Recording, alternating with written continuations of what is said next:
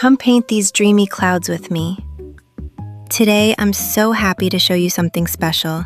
This is my new coloring book, Holy Christmas, and I'll be coloring this page together with you right now.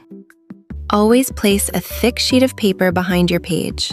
For this video, I want to show you how I choose the perfect shading in just a few seconds using my 96 pastel marker palette. Let me see. First, I want the marker YR220. Let's find it. Here it is. Now I'm looking for violet tones. I think V020 will be perfect. And yes, found it. To create a smooth and dreamy gradient, I'll need a darker shade too.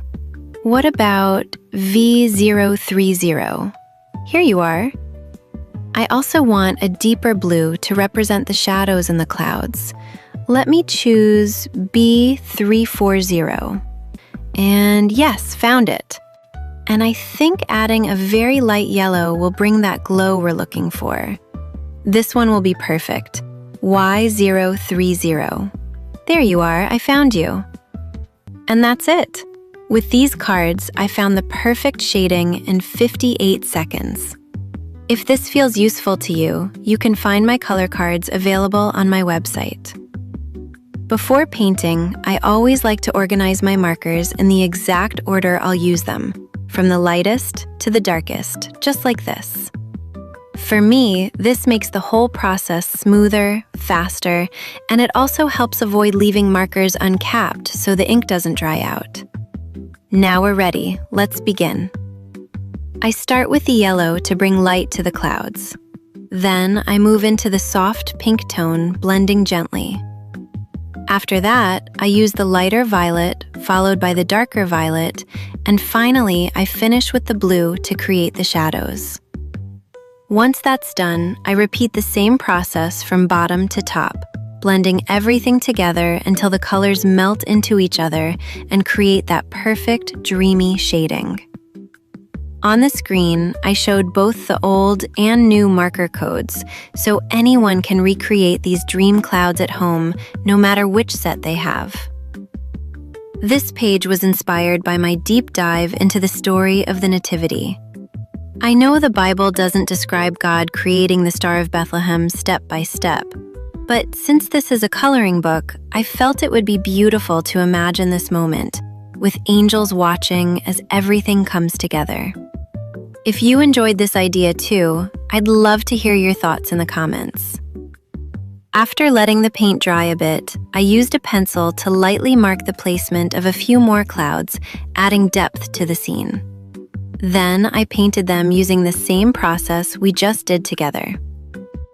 With a white pen, I highlighted the tops of the clouds to add that special glow. Now come the details that truly make a difference. When I use gel pens, I always like to warm them up in my hands first. It helps the ink flow more smoothly. To add texture, I used a technique called splitting, which I learned from the Coloritas channel. Starting with the lightest yellow and moving into a darker yellow, I gently add texture to the clouds. Next, I use 4 shades of purple, from light to dark, to texture the rest of the cloud. This technique is very simple. It just takes a little patience. I was amazed by how beautiful the results can be after seeing Coloritas' creations. I'll leave her channel linked in the description. She does absolute wonders with this technique, and I'm sure you'll become a fan too. As I continued dotting, I noticed the texture felt a bit too spaced out, so I decided to emphasize the top of each new layer.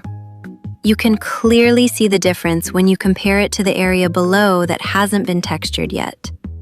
This small detail adds so much charm to your coloring, and it's really easy. You have to try it.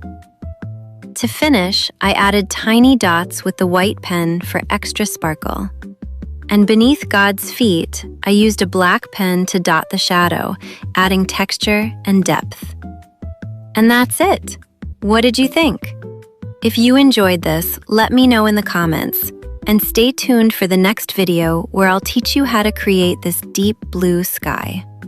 Bye! Kalamu. Enjoy. every stroke.